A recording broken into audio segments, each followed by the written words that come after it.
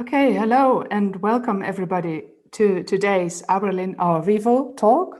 My name is Jenny Oudring. I'm from the University of Leiden in the Netherlands, and I'll be chairing this presentation. ABRALIN Our Vivo Linguists Online is an initiative of the Brazilian Linguistics Association. It's a fantastic series of lectures that gives students and researchers anywhere in the world free access to state-of-the-art discussions on a huge variety of topics related to the study of human language. And today's speaker is Professor Steffen Höder from the University of Kiel in Germany. Steffen Höder holds a degree in Scandinavian and German linguistics.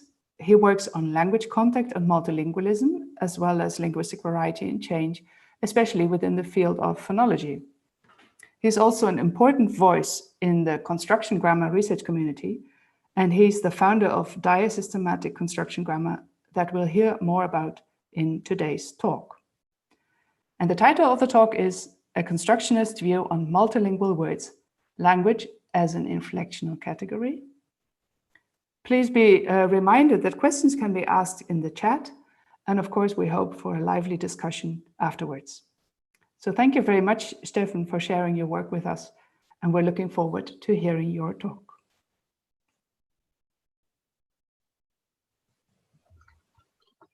Thanks for your introduction, Jenny, and thanks for the invitation to give a talk in this brilliant series. I'm quite excited about that. The title of my talk is A Constructionist View on Multilingual Words, Language as an Inflectional Category. And what do I mean by that? Well, imagine that you're seeing this. And imagine then that you're in Denmark, you're bound to hear someone say, der sidder en abe på træet. There's a monkey in the tree. And as someone working with Danish grammar, you might want to analyze the word abe, monkey, and say something grammatical about it. So besides stating its referential meaning, monkey, you could say that this is a neuter word as opposed to neuter words in Danish. It has a certain inflectional form, it is singular, it is indefinite, but you could possibly also say it is Danish as a feature that expresses some kind of inflectional category language, or could you? Well, in a way, this is of course clickbait. A way of clickbaiting you into listening to my talk today by giving the talk some kind of appealing title. But on the other hand, it's a serious question that I'm trying to approach by combining different angles in my talk today. And these angles include language contact, usage-based construction grammar, and the perhaps innovative question of submorphemic or phonological schematicity. And I'll proceed to do exactly that and start with some insights from contact linguistics that are important to my approach to these things. First of all, there's a never-ending debate that has been going on for literally centuries in linguistics. And this debate obviously isn't about whether language contact exists, which it undoubtedly does, but about whether language contact takes place within the linguistic system or between language systems. And there have been classic utterances about this by renowned linguists from the 19th century onwards, starting perhaps with Schleicher, who said that there is no mixed language, nor can any individual or an organism ever be anything but strict unity. So no mixing at all. Echoed by Müller, who said that languages are never mixed. And on the other hand, there have been, well, early contact linguists, as we could say today, who stated that there is no totally unmixed language. So some kind of language mixing, some kind of contact phenomena obviously take place in language contact situations, but it's kind of unclear, or at least hotly debated, how to model that in a systematic fashion. But on the other hand, in my view at least, contact linguistics and related disciplines have provided kind of an unequivocal answer to that question. If we look at some basic facts first, language contact is ubiquitous. Most communities and speakers worldwide are multilingual today, and multilingual knowledge and use of different languages are the rule rather than the exception, and have always been so globally and historically as far as we can see. Secondly, languages do interact cognitively. If we adopt what has been called a holistic perspective on multilingualism, then we see and are constantly reminded by people like Grosjean that multilingual knowledge is not the sum of monolingual competences, but rather something else, something different. And we also see from psycholinguistic research that different languages are not processed or stored in isolation, but rather processed jointly in multilingual minds. We know from countless studies in historical linguistics that language contact affects language structure. And one typical outcome of this process is structural convergence, so an increase in similarities between languages that are in contact. And one potential endpoint is what I have called construction per construction intertranslatability, and others have said similar things. So a potential endpoint of this convergence process is some kind of more or less perfect isomorphism between structures in different languages. So there is some interaction, evidently. Multilingualism has a socio-pragmatic function. It serves a multilingual community's needs. Grosjean has called this the complementarity principle, which basically means that languages are distributed in a polyglossic way at a societal level, meaning that a specific language is typically associated with a particular communicative domain, either at the societal level or in smaller communities, such as single villages, single families, even couples. So multilingual practices typically are functional, and you could list other functions of multilingual practices besides this domain association as well. And finally, what is a language anyway? We all have heard that a language is a dialect with an army and a navy, and we might have heard that in so-called diffuse situations, fuzzy language boundaries appear, so people don't know whether they're talking one language or another language. There are gradual differences between languages and nobody really cares. So there is not the definition of a language. There's no way to strictly delimit languages from other types of varieties that people use, especially in contact situations. Another important point is the fact that no one is strictly monolectal, meaning that he or she just uses one variety of one language in all communicative settings. So even if you're monolingual in a traditional sense, you are probably using different varieties of that language every day for different purposes. And there is some kind of polyglossic distribution of those varieties that are used in your speech or in your community. On the systematic side of it, it is obvious, or should be obvious by now, that we cannot assume a distinct mental grammar per language, per dialect, per variety, because this would lead to an enormous number of coexisting grammars for each and every speaker. So in order to avoid this indefinite increase, this infinite number of mental grammars, we have to assume that speakers have what has been called a common repertoire. That is some kind of linguistic repertoire that contains elements from all the languages that a speaker uses or that are used in a specific community, particularly a multilingual community. So in sum, multilingualism is the rule, not the exception, and any grammar theory should at least be able to take this into account, not least because language systems do interact with each other, and also because multilingualism, in a wide sense at least, doesn't have to be about languages, but can be about intralingual varieties as well. So all of this should also be relevant to situations that traditionally have been considered to be monolingual rather than multilingual. Okay, so that's kind of a starting point in contact linguistics for the development of diasystematic construction grammar. That is the model that I've been proposing for some time now. And I'm going to tell you more about that in a minute.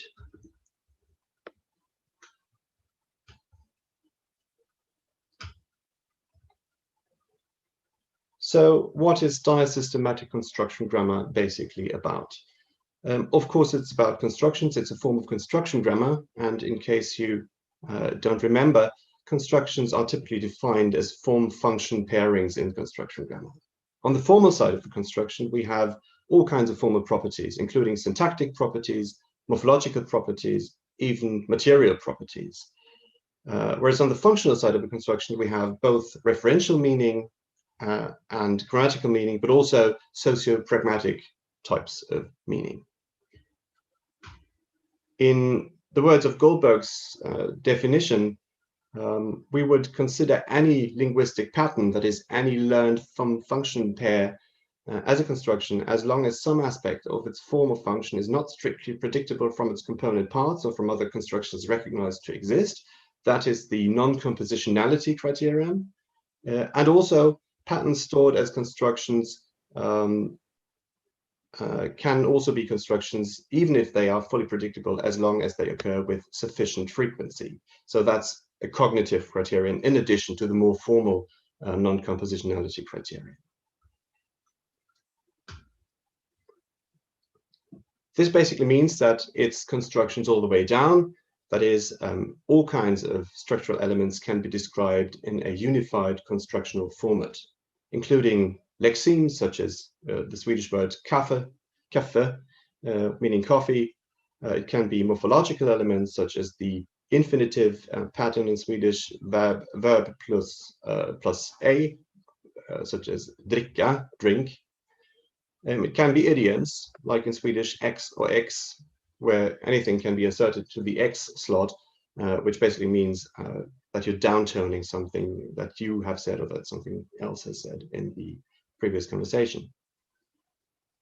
Syntactical patterns can be constructions as long as they have some kind of function attached to them. For instance, the verb second pattern in Swedish could be described as a construction, where on the formal side you have some kind of specification about the order of topicalized elements, finite verbs, and other components, and then you have on the functional side the meaning, that is, these patterns indicate declarative main clauses, and there could be all kinds of similar patterns on other levels.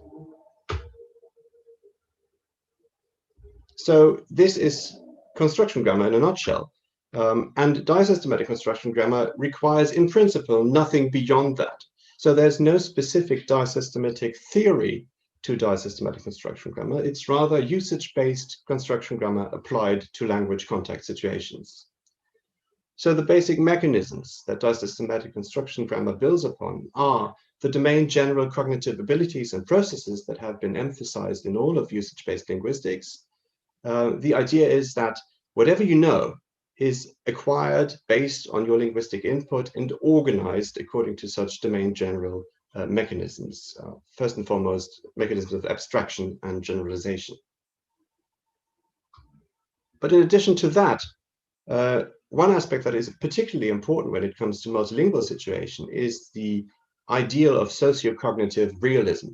So we don't want to describe constructions, linguistic patterns in a theoretically consistent and coherent way, but we want to describe them in a way that mirrors what is going on socially and cognitively. And that basically follows the ideal of usage-based linguistics as such, because we know that constructions or other linguistic patterns, elements, are more or less entrenched and conventionalized. That's part of the cognitive side and the social side of language, and they are used in human communication and embedded in other types of social interaction. So language is not some abstract system that can be or should be described in formal terms alone, but it's something that is deeply embedded in human behavior, and that should be described in a way that is consistent with that. So what does all that mean for a constructional approach to multilingualism? How do we describe that in constructional terms? Well, from a traditional perspective, we would usually assume that if you're multilingual in two languages, A and B, they are represented by coexisting but separate constructicons. So one constructicon for language A, another constructicon for language B. But this would be what Grosjean has called the sum of two monolingual constructicons, or would call the sum of two monolingual constructicons if he were a construction grammarian. From a sociocognitively realistic point of view, this would be rather pointless. As I wrote in 2018, describing and analyzing the grammar of languages is rather pointless unless they coincide with the entire set of linguistic structures used by a particular community. So some kind of idealized, idealized speakers in a homogeneous speech community. But strictly speaking, as we know, this will hardly ever be the case, given the discrepancies between the linguistic knowledge of individual speakers, even within monolingual groups, but it's most definitely not true for multilingual communities. And another quote, a multilingual community's grammar of a given language may be essentially different from a monolingual community's grammar of the same language. So it's not about describing a grammatical system, it's about describing a grammatical system in a way that takes the social and cognitive reality of the speakers into account. And this reality may look totally different in a multilingual community than it does in a monolingual or more monolingual community. As an aside, the focus in diasystematic construction grammar has been on multilingual communities. So communities of speakers who are bilingual, who have and always have been bilingual, who have acquired 2 languages or more than 2 languages at an early age. So they are fluent speakers of more than 1 L1s. But if you only look at individual speakers' linguistic knowledge, most of this or all of this holds true too. So if you and I know the same language, but your multilingual profile, as well, is different from mine, then chances are that our linguistic knowledge is organized differently. So this would be the traditional perspective, 2 coexisting but separate constructicons. Whereas in diasystematic construction grammar, we would assume that speakers only have 1 constructicon that comprises all the elements they know from language A and language B, and which also includes some kind of structural overlap between the 2 languages.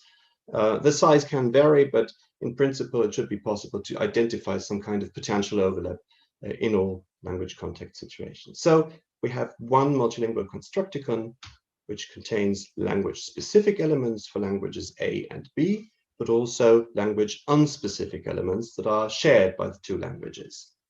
And this is where it becomes really different from the traditional approach where you would describe grammars of languages rather than grammars of communities or grammars of individual speakers, if that's what's relevant to you. An important point, thus, is that language specificity is optional. It is optional in a way that I'll explain in more detail in a few minutes, but you can easily see why it is optional when we look at some authentic multilingual utterances. In this case, they come from Standard German, Low German bilinguals. Standard German is, of course, as you know, the large national language of Germany and other countries, and Low German is a regional language that is spoken in the north of Germany. So people have said things like these. Kein Muckefuck richtigen Kaffee, dat schmeckt gut. Which literally translates into no coffee substitute, real coffee, that tastes good. And it's a mix of Standard German and Low German, of course. Or they said, an der Licht kann der Hausmeister nichts ändern. The janitor can do anything about the light. Or, in Amerika mag Hans nicht wohnen. Hans wouldn't want to live in America. So if we color code Standard German and Low German in these utterances, then the result will be something like this, where we can see that there are some lexical elements that are unambiguously Standard German, coded in red, or Low German in blue, but there are also lots and lots of ambiguous lexical elements, that is, words that can be either Standard German or Low German. There's even one line, the last example, where none of the lexical elements is unambiguously either Standard German or Low German. The whole sentence is ambiguous. It could be Low German, it could be Standard German. And that's only the lexical elements, because if we look at the grammatical structures that are also present in these examples, it gets even more obvious that language specificity is not a given for such situations.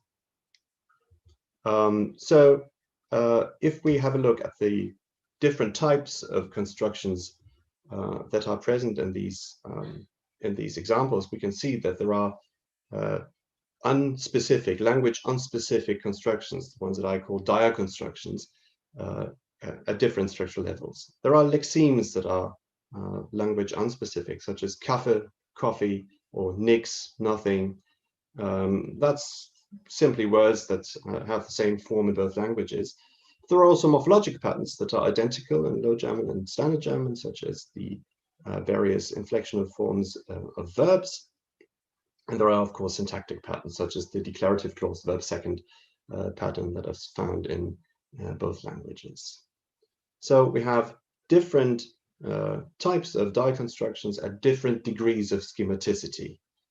More schematic patterns, such as the syntactic one here, or the morphological one here, but also filled ones, such as the lexemes, Kaffee, and Nix. So there are language-specific constructions, language-unspecific constructions. The language-specific constructions are typically called idioconstructions in diasystematic construction grammar. That's short for idiosyncratic constructions. And the language-unspecific constructions are called diaconstructions. That's short for diasystematic constructions. The term goes back to Weinreich studies about the connections between bilingual speakers and language systems. So what we've seen is that multilingual utterances, which basically means multilinguals utterances, instantiate different types of constructions that are connected to, that are instantiated in combination with each other. So that there's kind of division of labor between diaconstructions on the one hand, and, for example, Low German idioconstructions on the other hand. You have some very schematic diaconstructions here. That's the syntactic pattern and the morphological pattern. Those are identical in Standard German and Low German. So you can use them for both languages, but you then have to fill the slots with lexical material that can either come from the Low German lexicon or from the Standard German lexicon. So whatever you insert here into the slots, the syntactic pattern will work for you in Low German as well as Standard German. But of course, you have to combine the schematic patterns with lexical material in order to fill all the slots.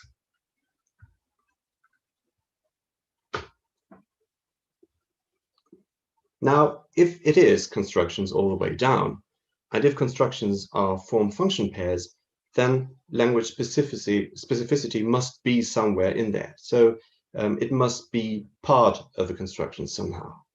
And in diasystematic construction grammar, this is done by treating language specificity as socio-pragmatic meaning.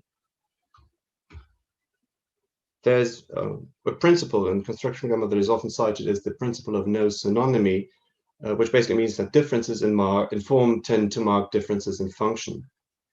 And I would say, from a contact linguistic perspective, that language choice marks the current context as belonging to a specific domain, or more general, a specific set of communicative settings that typically are associated with language X. So if I choose a Danish word instead of a Swedish word, or if I choose a Low German word instead of a Standard German word, by doing so, I mark the current communicative context as belonging to things in which that language should be used in my community. So that's something that reflects the complementarity principle. It reflects the fact that different languages serve different purposes in multilingual communities. So language choice is socio-pragmatic meaning.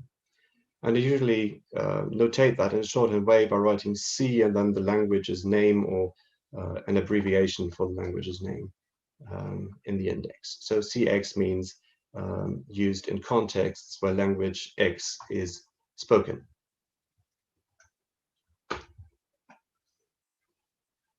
Let's have a look at another example. This is the same construction, again, in Standard German and Low German.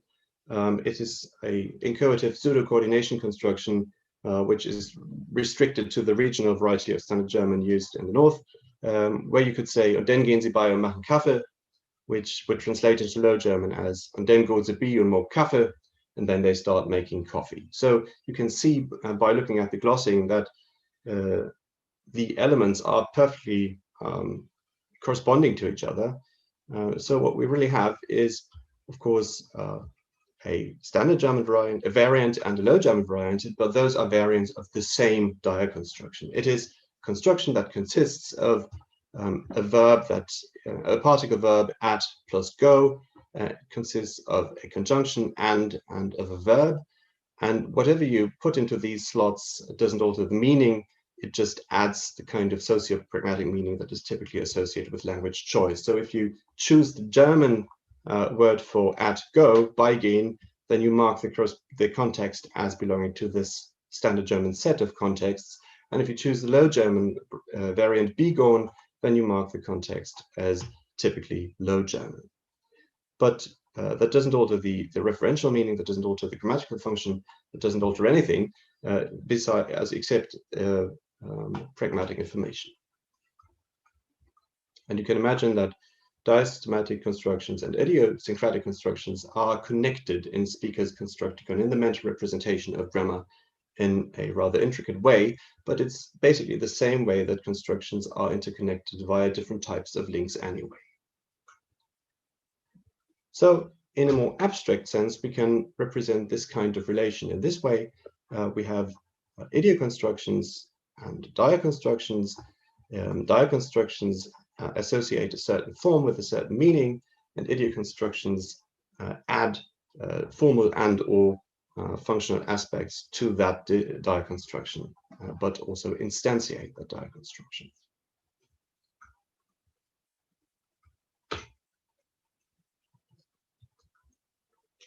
So remember, these were the different types of more or less schematic constructions that I had identified as diaconstructions in the previous examples. And of course, you could add to that lots and lots of constructions. How do these rather schematic, in part at least, rather schematic diaconstructions come into being in the first place? Well, it basically happens in the same way as with any other construction, that is, via general cognitive mechanisms that in general shape the organization of linguistic knowledge. We don't need any extra layers in order to do this in multilingual communities. These are basically generalizations that are based on observations of the multilingual input. Diaconstructions are often more schematic than idioconstructions, but they needn't be.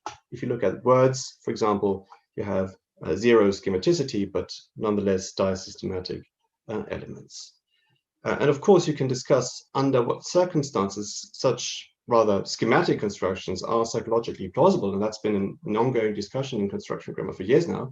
But it's a general discussion without anything that is specific to multilingualism. So when you argue that such an abstract syntactic pattern is not a cognitively realistic representation of what's going on when people speak, when people form utterances that conform to this pattern, that's a good argument, and you should discuss that, but it's not a specifically multilingual problem. Whenever you can generalize, people will do so, and people will do so to some extent that is restricted by other things than multilingualism. Okay, so schematicity and diaconstructions can be schematic, but needn't be schematic. But there is a certain prototypical affiliation of diasystematicity with schematicity. So moving on to phonological schematicity then. First of all, there is phonological schematicity, and it has been acknowledged as such, but sometimes not very explicitly in the literature. For example, there's been countless hints at the existence of intonation patterns as markers of illocutionary force. For example, rising intonation in German is usually taken to mean questions.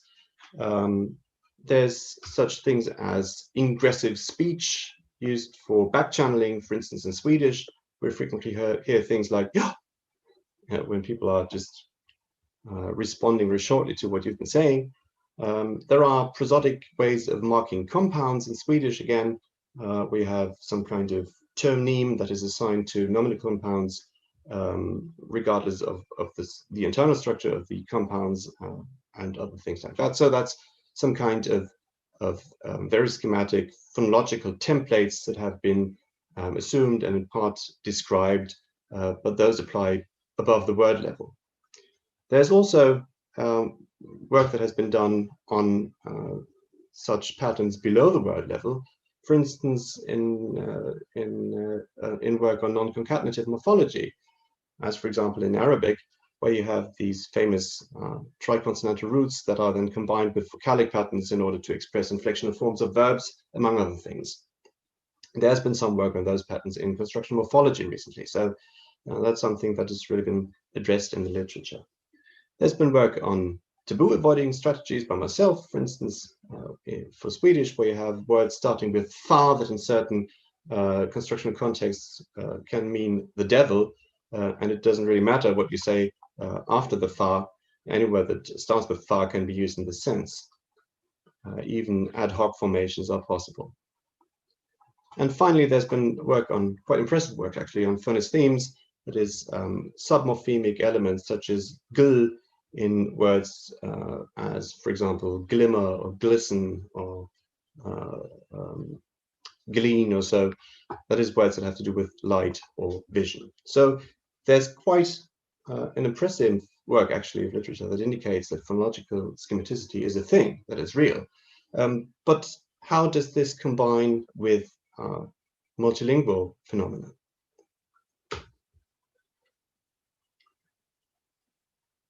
So remember this slide that we looked at before.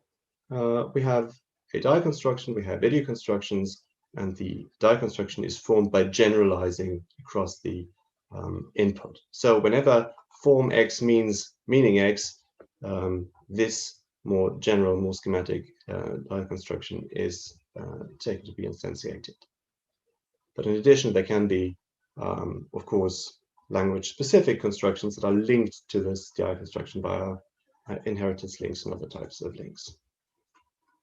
Okay, so this is really about abstraction and generalization based on formal and or functional similarities.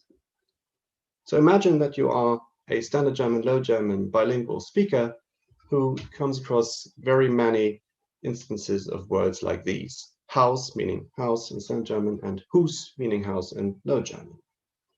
One not very surprising generalization that you could make is that words meaning house start with an H and end with an S and have a vowel in between. So you could acquire a generalization that leads to the establishment, the entrenchment of the phonologically schematic form meaning house, and having a kind of phonological form that contains a slot that has to be filled.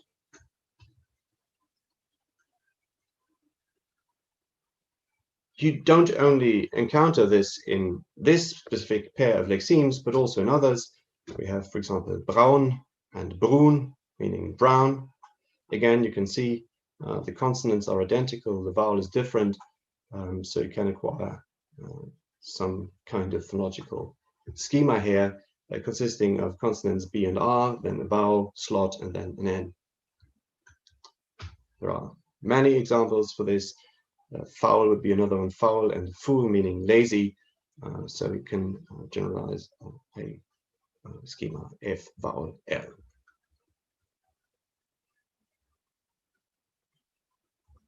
When you look at this from a disystemmatic construction grammar perspective, what you really have is a kind of schematic die construction. This is a construction that is not language specific. So in technical terms, a die construction is schematic lexical die construction. Schematic because it has a slot, lexical because it has referential meaning. And this schema can be combined with what I've called phonological language markers. So you insert an ow, and this ow marks the word as Standard German. You insert an u, and this vowel marks the word as Low German. So you could view these words, foul and fool, and the other examples as being compositional. They consist of a combination of a schematic, a lexical die construction, or SLD, and one of the two phonological language markers, or PLMs.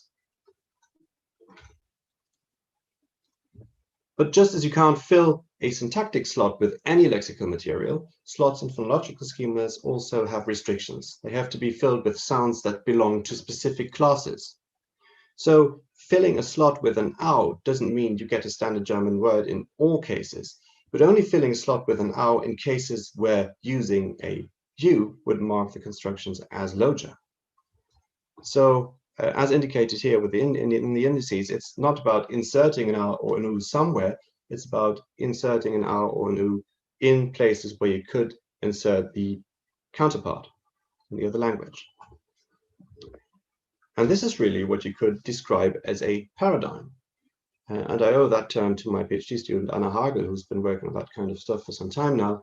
A PLM paradigm would be some kind of abstract hyperconstruction that really says there is a class consisting of vowels that are distributed in a way that you can use R where you could use U, but then the meaning changes. So classic paradigm thing. So this is a construction that basically says you have different variants of this vowel indicating different types of sociopragmatic meaning.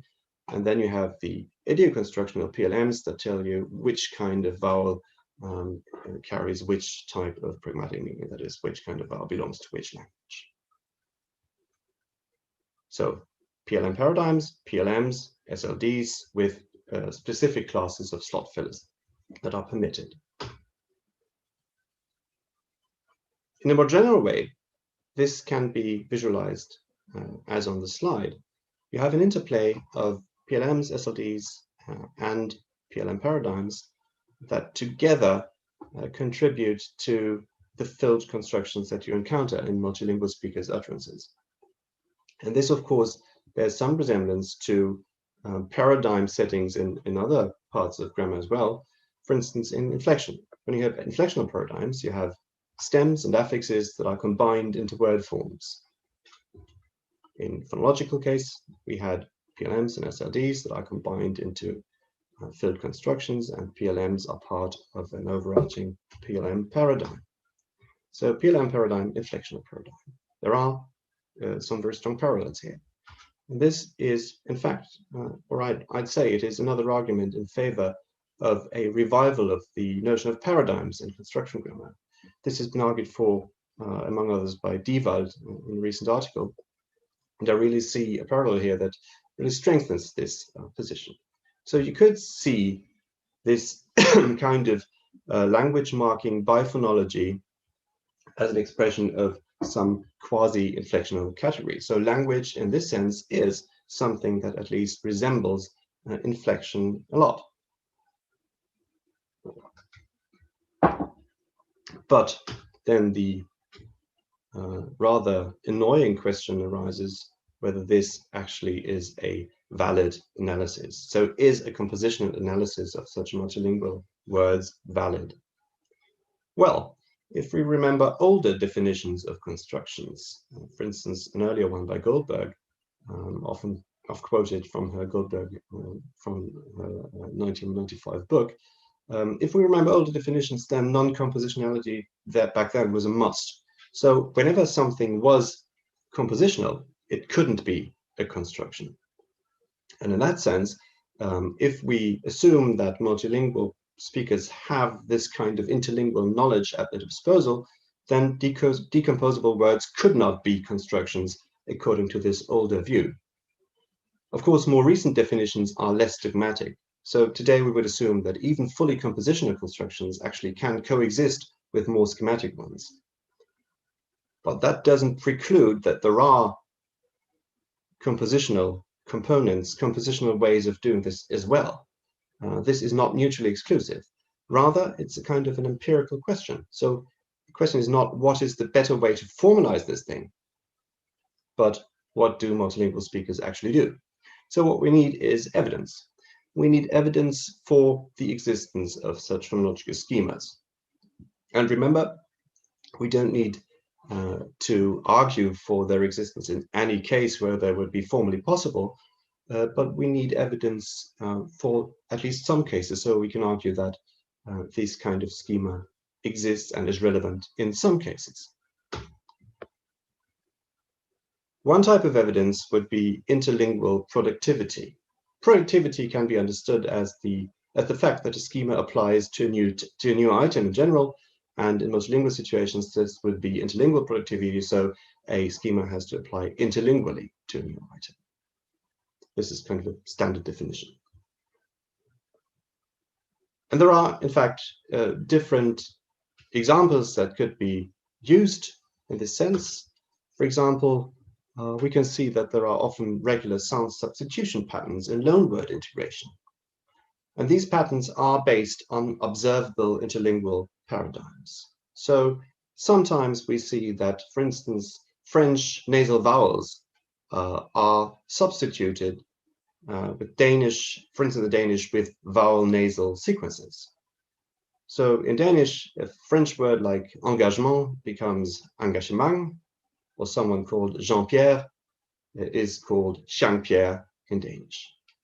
And this, of course, happens in a lot of languages that have been in more or less close contact with French in Europe. For instance, in many colloquial varieties of German, the same substitution rules apply, or more or less the same. So in my variety of German, I would say engagement instead of engagement. And I don't know anyone called Jean-Pierre, so I don't know what to say, but it would not be impossible to hear that in German as well, Jean-Pierre or something similar. So this is something that we can see in language history when we have a look at how loanwords were integrated historically, but we can also see it in more ad hoc phenomena, such as the ad hoc integration of loanwords. For instance, again, with Standard German and Low German, Standard German has a long monophthong e, which is typically rendered as a diphthong a in Low German in recent loanwords, such as sustain, System in Standard German, sustain in Low German, or Schema in Standard German, which becomes Schema in Low German. So this is something that is not used very often. Of course, these are infrequent words in Low German, because Low German is typically used in everyday conversation, not as a language for specific purposes or something of that kind. But you can hear people say things like that. And the interesting thing about that is that there is some kind of interlingual convention that applies here, because Low German has a long monophthongal e sound. We could say System or Schema, but we don't. So there is some kind of conventional pattern that applies for the integration of Standard German words into Low German, and the fact that it's conventional indicates that it has to be learned, it has to be acquired. It's part of the bilingual speaker's multilingual linguistic knowledge. This is not about mere phonetic approximation. This is not about people not having a monophthong that matches the Standard German input, so to speak. It's about people knowing what they're doing based on observations of their earlier multilingual input. So regular sound substitution patterns in loanword integrations, both diachronically and synchronically, are an interesting type of evidence for this kind of interlingual productivity. Another type of evidence could come from, or can come from, hyperdialectal or hyperlingual forms. For instance, again, the Standard German, Low German example, if we hear people saying Ruhm in Low German instead of Stuf, we perhaps don't accept that as good Low German, but we understand it. And why is that? We accept that because we can decode that as a hyperdialectal or hyperlingual variant of Raum. So people take the Standard German Raum and apply some kind of interlingual correspondence, and then produce forms like Ruhm. The same applies to sauber, which I've heard people translate into sauber, which means clean, but the canonical word would be rein. So people do this, bilingual speakers do this. They don't get away with it all the time because people react to that in an evaluative sense. They don't like it perhaps, but they understand it. They understand what people are doing. And again, we also have the diachronic perspective here. In some dialects of English, for example, in some rhotic dialects of English, we have forms with a vowel followed by an R in words that etymologically shouldn't have them. So there are dialects in which walk, talk, and daughter has become work, torque, and dorta, as described by Trodgo. And this, of course, is due to the application of interlingual correspondence rules, interlingual knowledge to multilingual or interdialectal, in this case, input. So this is really about non-canonical forms that are produced and understood by multilingual speakers, because speakers know that the regular interlingual form is non-canonical, normally, because they encounter an irregular form where the regular one would be expected. That's a complicated explanation, but it's basically what we have all the time in morphology, where we have both irregular and regular patterns. For example, everyone would understand what drinked means in English, except it doesn't exist as a canonical form. Normally, we would expect the form drank. And how do we acquire that? We acquire that by statistical preemption.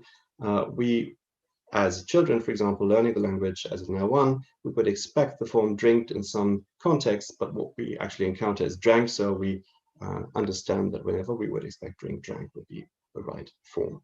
So there's a parallel in morphology here again.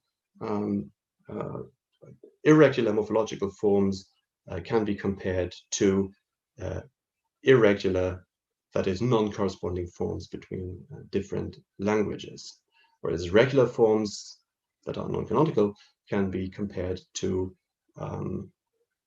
regular correspondences that are not perceived as canonical in one of the languages.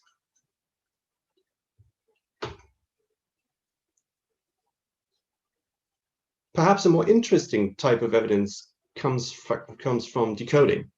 So decoding of infrequent words is an interesting thing to look at. We can actually apply the notion of productivity to reception. We can say that productivity can also be the fact that a schema applies receptively to a new item. That is, people apply a schema that they have at their disposal when decoding a new item that they haven't encountered before, that they haven't heard before. And this is actually something that is supposed to be going on all the time when people hear infrequent lexemes in, for instance, Low German. So normally people are a bit more fluent in Standard German than they are in Low German, even bilinguals, and they might not know all the words in Low German. But if, for instance, a speaker of Low German encounters a word like dun, which means down or feather, it's possible that he or she only understands that word because of the sound correspondence with Standard German Daune.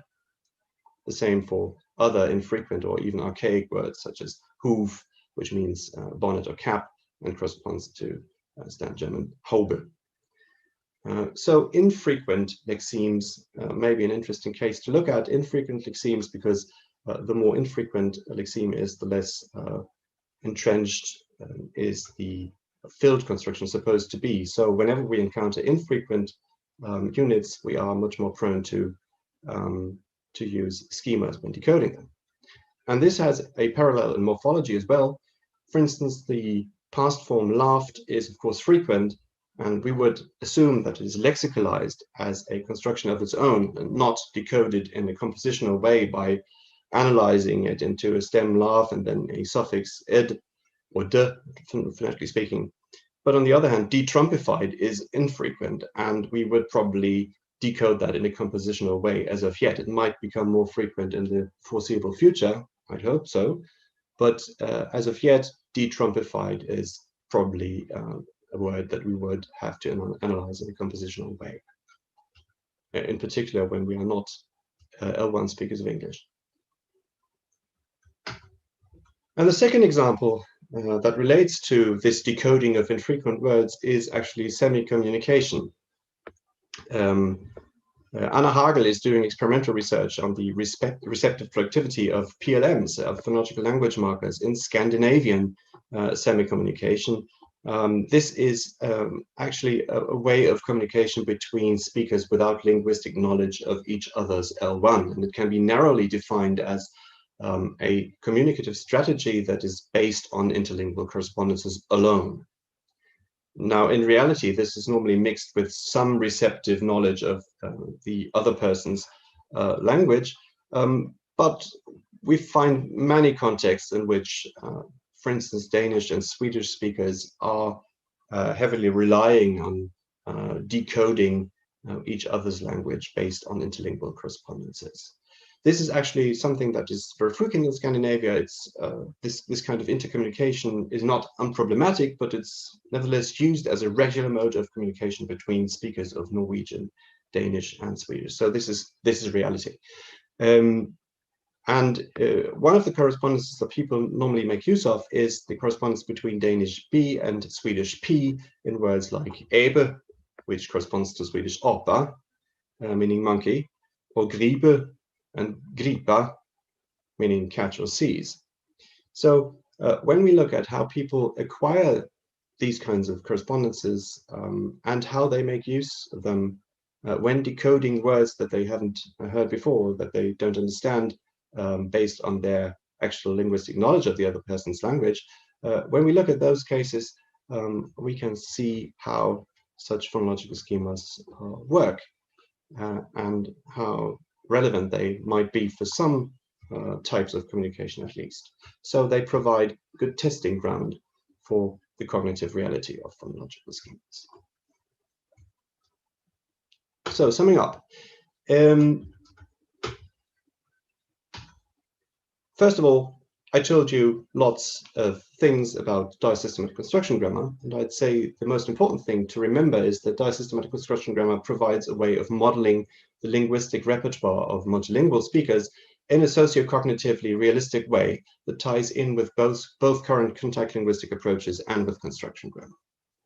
It's important to bear in mind that there's one key mechanism, and that is generalizations over instances in constructions across all languages that the speakers are exposed to. We don't need any fundamentally new mechanisms. We don't need any fundamentally new concepts in order to arrive at a kind of inherently multilingual organization of linguistic knowledge, because the same general cognitive mechanisms that are involved in construction organization anyway apply to multilingual input as well. But multilingual constructicons, multilingual linguistic knowledge, also provides some kind of insight into things that might not turn out as important when we only look at monolingual constructicons. And one of these points is actually the fact that we don't only have to deal with lexical schematicity, but also with phonological schematicity. I told you about regular sound correspondences and how they can be modeled in constructional networks. And the most important thing here is that we have an interplay between schematic lexical diaconstructions, those skeletal forms, which then are combined with phonological language markers, PLMs, and these phonological language markers can be arranged into interlingual paradigms. Of course, we will have to look for more empirical evidence, and the most important thing here is interlingual productivity.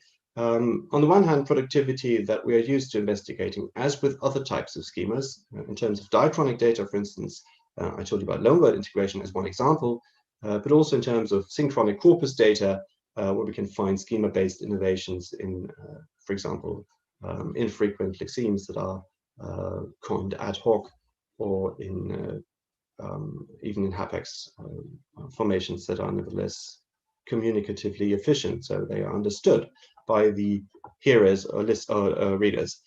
But I'd argue that we also need to give more attention to decoding data, because receptive productivity turns out to be quite interesting when it comes to phonological schematicity. But that means that we have to deal with other types of data than corpus data in the first place, and experimental data is quite promising from that perspective.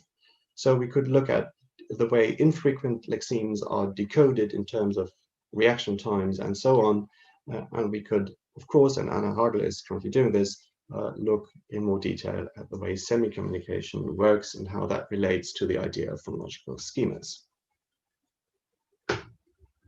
So is language an inflectional category? Well, Abe, in this case, may not be inflected for language in a strict sense. There are striking parallels between inflectional paradigms and the way multilingual words can be, and most certainly are under some circumstances, decomposed into language-specific and language-unspecific components, at least by multilinguals, that is, in multilingual grammars. Thank you.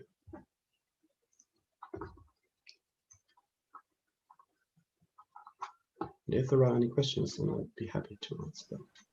Okay, Stefan, thank you very much for this talk. I am looking at the chat, so please, everybody who is listening now has a chance to write down their questions, and I will relay them to the speaker. And here's the first question coming in. I'll read it out. Could you talk, it says great talk, by the way. This is the first thing I should say. Could you talk about the socio-pragmatic attributes that you consider during the study of multilingual communities or linguistic varieties? Which are the more related ones to language specificity? Socio-pragmatic attributes during the study of multilingual communities or varieties. I'm not quite sure what is meant by attributes in this sense. Of course, I could try and guess, but perhaps the person who's asked the question can elaborate a bit more on what he or she means by attributes.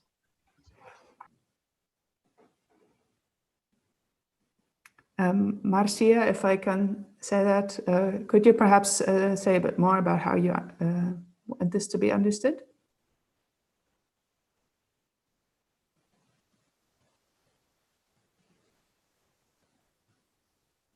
I think this will take a moment, perhaps. Let me see. There are lots of compliments rolling in. Maybe I can just ask a question until we know how we should understand. Let's not forget a question. Absolutely, no, I won't. Oh, sorry. There's an elaboration here that says factors. So could you talk about the socio-pragmatic factors that you consider? Okay, yeah. I mean, well, I think I just glossed over it, but the typical thing that you would expect to be relevant in such contexts is, of course, for one thing, domains, the communicative settings in a rather broad sense. But of course, it can be narrowed down to topics, interlocutors, constellations, purposes, whatever. I mean, we know from contact linguistics that the way in which languages are used by multilinguists to express different communicative things are very, very, very variable. So people use languages for different things, but what exactly these different things are is not always that clear. In some contexts, it is conventionalized at a societal level. So, for instance, the classic studies on diglossia make that clear. You have one variety that is associated with certain, well, more formal ways of communicating, and other varieties are reserved for everyday life. That's one way of looking at it. But if you look at, for example, bilingual families, then you'll find that some language may be used for at work or at school, some language may be used at home, or even in conversation with one particular person. So the classic idea about speaking one language to one parent establishes, in a way, a kind of local domain association within that family. And then for this small group, this is the relevant distribution of the languages and the relevant way of using languages to mark contexts as belonging to one set or the other. All right, thank you. Meanwhile, there are two more questions that have come in. Let me see if I can abbreviate this a little bit. So here's the question: how do language users make use, I suppose, how do language users make constructional generalizations in a situation of, it says, constructions articulation, so probably in production, as for example in learning L2, a second language, and translation? Oh, yeah. L2 acquisition is something that I haven't talked about too much today, and that was I did leave that out on purpose because that makes things a bit more complicated because of the difficult status of conventions in this case. So I think you could say that, of course, cognitively, what you know as a language learner, as an L2 learner, is not fundamentally different from what you know as a 2L1 bilingual. So whenever you have acquired some constructions in another language, you will associate those forms with some functions, and you will know that you're supposed to use these constructions in a specific set of communicative contexts. So that's parallel to what I've told you about multilingual communities. But then again, you might be the only one with exactly that kind of knowledge. Imagine that you're an L2 learner in in a community where nobody else has that linguistic background that you have, and nobody else is currently learning the ambient language that you are learning. So then you might be alone with your conventions.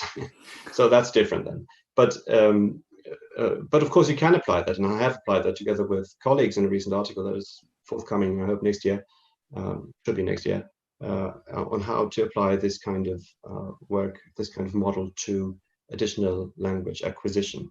That's an article going to be in the next volume edited by Hans Boas and myself. Okay, thank you. Here's another question. Can we think of the theoretical constructs, idioconstructions and diaconstructions, in terms of internal variation to a language? Of internal variation within one language? That is how the question is posed, I suppose. Yeah. Yes, I think so. One difference, but I think that's rather a question of prototypicality than a question of fundamental difference. One difference is that in intralingual variation, you typically have the possible of gradual differences. So you can have vowels that are more or less open, and the degree of openness of the vowel indicates something, so that has social value. So it's not a question of inserting one thing or the other thing. But of course, you could break that down. You could, of course, say that it is not relevant which vowel you insert, but it is relevant which height the vowel has.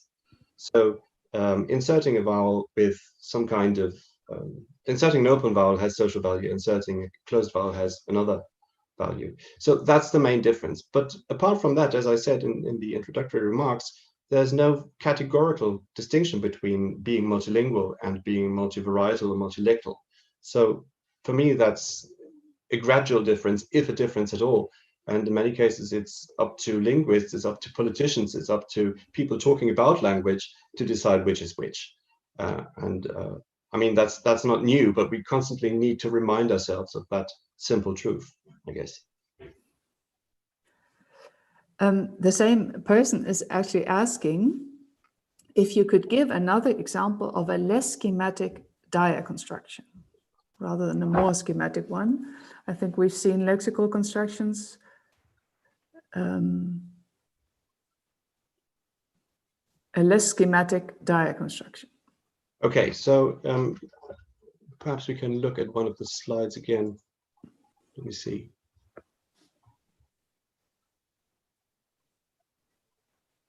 Let's look at this one.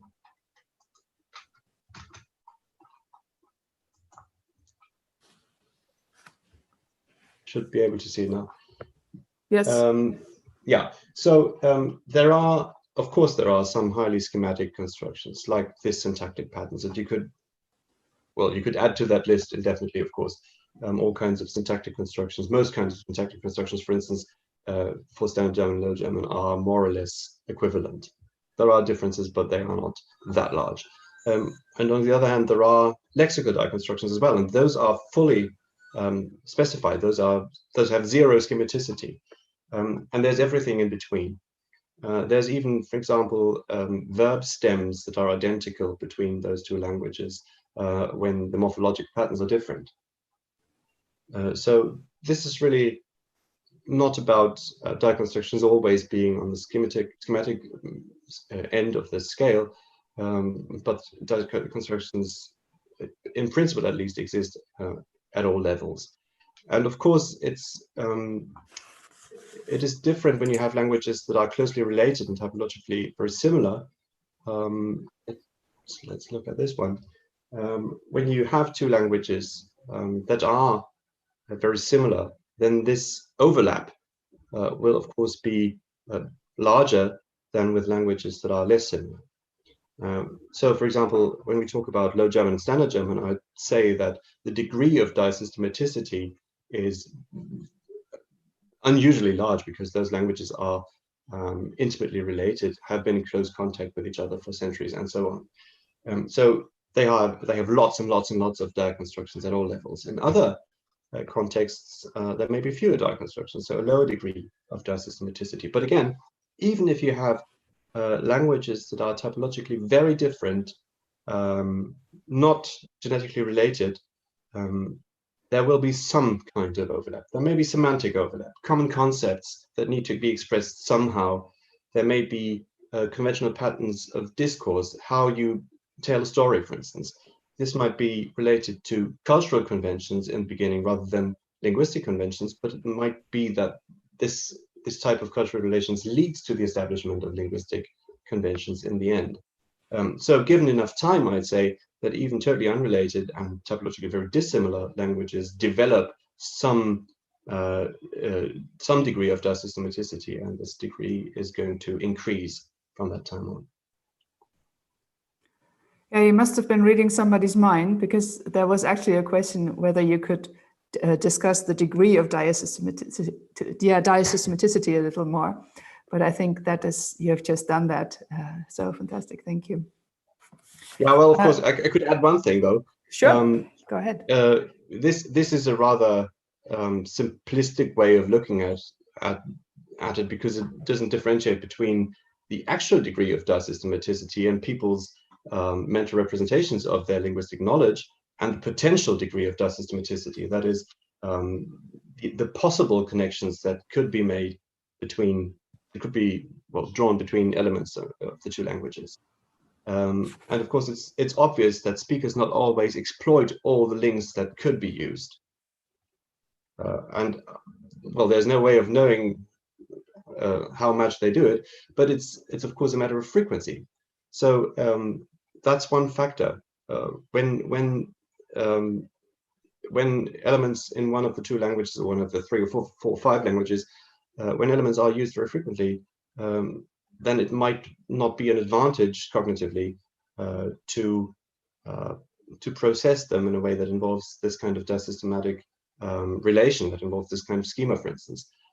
So they might, well, just use the idiom constructions and not even realize that there's a connection, that there's some kind of similarity.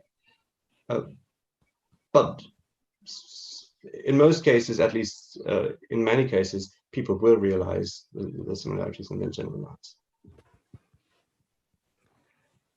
Actually, that relates to something that where people make up their mind what other questions to ask. Relates to something I wanted to ask, and that is the direction of realization in a way, how things hang together. So you've been presenting a dia construction in a way as an abstraction from idiom constructions. So, like you notice there's a correspondence there and you construct a dia construction, but you could just as well construe it the other way around by saying that this is an underspecified representation that you later find out has two variants in. Yeah. So does it matter? Yes, it does. I mean, the latter scenario, that you start with the dia constructions and then find out about differences later on, is of course very much relevant in L2 acquisition contexts, where you typically don't know all the subtleties of the L2 that you're acquiring until some later point. But it can also be relevant in more prototypical multilingual community contexts, when you, for example, have syntactic patterns without any substantive differences between the two languages. You will never get this intermediate stage. You will never get to this idiom construction variant of a V2 pattern when you have Low German and High German. That would be totally irrelevant. Whenever you have a subject, whenever you have a verb, they behave exactly in the same way. So you arrive at the more schematic dia construction at once, I think. At once, exactly. Yeah. And that actually relates to a different question, and that is in your slides, around slide 30, but I'm not sure, we have to see it again, just if you needed to explain. You've presented the idiom construction as having a language label in a way, or a language information tag with them or so. And then the higher ones were underspecified, so they had no language label. They could just as well have both language labels or both variety labels. Does it matter? And perhaps you could share your considerations on that choice with us. That must be one of those slides. There were several. Absolutely, yeah. Same layout. But yeah, yes, it does matter, because attaching this kind of language tag, this kind of C something tag there, means that this this construction carries meaning, and the constructions down here actually carry more meaning than this one, because by using this construction or this construction, you can mark the context as belonging to CA or CB, while just using this one or any diaconstruction doesn't mark the context as anything. And so this is more rich in pragmatic information than this one. And again, if you imagine someone acquiring an L2 and being monolingual before that, no one would actually start with constructions that have this kind of language tags associated with them, because when I just speak one language, everything I can say is in that language, and it doesn't make any sense to mark anything by using that language because that's the only option I have. But when I have acquired some constructions in another language, things change. So whenever you acquire a second language, then using your first language suddenly becomes meaningful. It carries meaning, and so when you're acquiring another language, what you start out with is diaconstructions, constructions that are not marked for language. And then when acquiring another language, the differentiation between that new language and your previous languages makes sense. So then you will have to tag all the constructions that belong to the one language and those that belong to the other one. So what happens if I acquire language C and this diaconstruction only works for A and B? Then it starts to carry pragmatic meaning, but that would be a less specified version of that meaning. So that could be CAB, for example. Or you could, I mean, you have that all the time, because if you speak different languages and are able to communicate in different varieties of that language, of those languages, then you have some kind of superordinate construction that only is applicable to the language, but to all varieties of that language. So yeah. Please, people who are watching, be encouraged to ask more questions. Just because I'm going on here, that shouldn't stop you from... There's one more thing I would like to know. Because meaning, so you're talking about meaningful constructions now, and that's of course a bit of a point always in construction grammar, to what extent constructions have to be meaningful. It's a bit of a personal gripe also that Ray Jacobs and I have with this theory.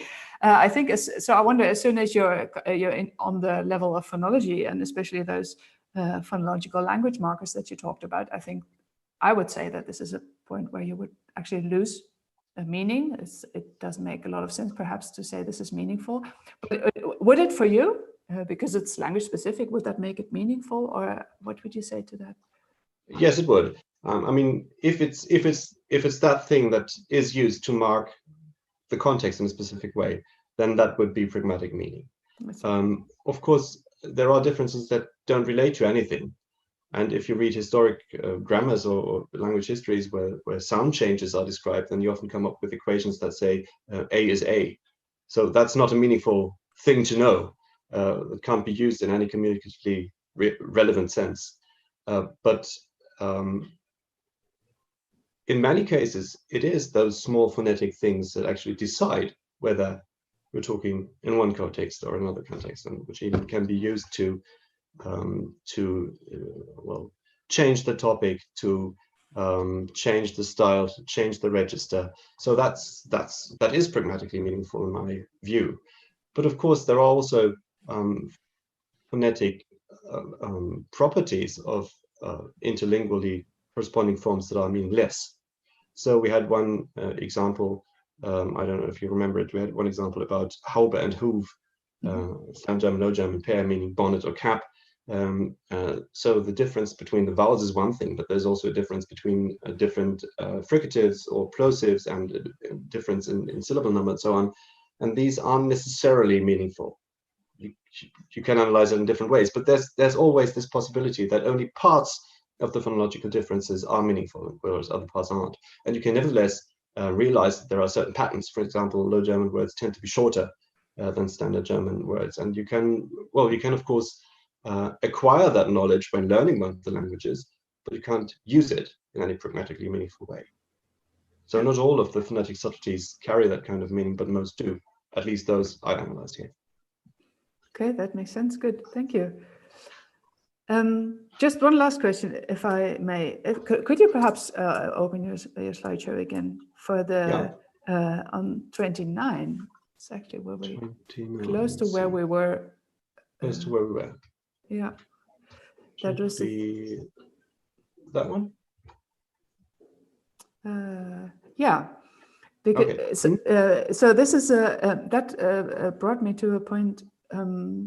So of course, since you are arguing against a research paradigm that has been keeping things apart that shouldn't, so you say you argue in favor of fuzzy contexts and things that are mixed rather than separate.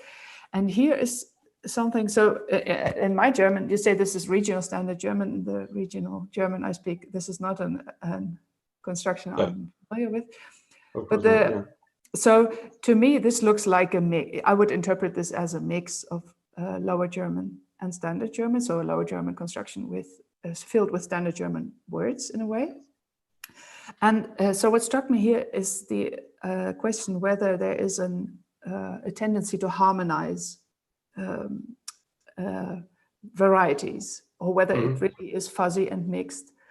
So, I mean, we know that there are tendencies to harmonize register. So I use a certain register in my syntax as well as in the word choice. So here, and because I perceive this as mixed, this is what brought the question up. Is that something you could say something about? Does it make sense as a question? Though. Is there like an attraction by varieties? So would it make sense to harmonize my utterance towards, let's say, Lower German? In that sense, yeah. Well, it of course makes the multilingual system easier when you can use the same kind of construction in several languages. So it makes the overall multilingual system simpler. It's a simplification process. And of course, that is what we can observe in the long run, at least. Whenever varieties are in close contact with each other, they tend to become more similar. The technical term for this in diasystematic construction grammar is co-diasystematic change, which basically means that some construction loses its pragmatic restriction to one of the languages, to the context associated with one of the languages, and then becomes applicable in all, or at least more contexts within that multilingual community. So that can be seen as a tendency to harmonize, to make things more parallel. And of course, you could argue that this is cognitively advantageous because you don't have to store and process different ways of doing, in principle, the same thing. But on the other hand, having differences that make sense communicatively in your community is also kind of a social communicative advantage. And that's a typical trade-off situation, I'd say, where you have to opt for one thing or the other. But having a schematic diaconstruction and then being able to fill that schematic diaconstruction with lexicon information that carries pragmatic meaning is a smart solution, because you can have it both ways then. Yeah, absolutely. Yeah, I think I also harmonize. I meant like keep them distinct. Yeah. So to not mix. Is there a communicative advantage in not mixing? A communicative advantage in not mixing, yeah, but not a cognitive one. So from this perspective, at least, yeah. Right. Okay. There are no more questions in the chat. There are a lot of compliments that you can probably read later. Thank you also from me. So thank you for giving this talk. Please, everybody who has been watching and enjoying this, do also watch the other AberLin talks. A lot of them are online. More of them are coming. And now, Stefan, if I could just give the word to you one more last time for a few final remarks, perhaps. Yeah. Well, I hope you enjoyed the talk. Thank you for your attention. I will read all the comments and I will reread the questions, and hopefully I've answered them to your satisfaction. I'm not sure how well it went, but we'll see. Thanks for now.